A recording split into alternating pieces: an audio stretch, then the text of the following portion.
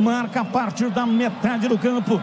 Se manda, vem o time do Santos, pé canhoto, uma bomba, é gol!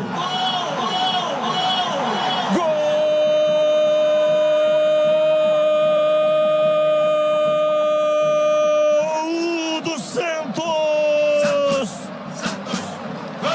Escobar.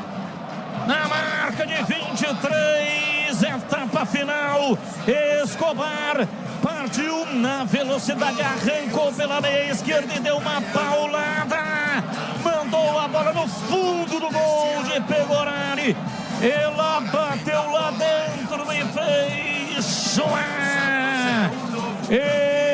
Escobar, camisa número 31, faz a rede balançar, um golaço.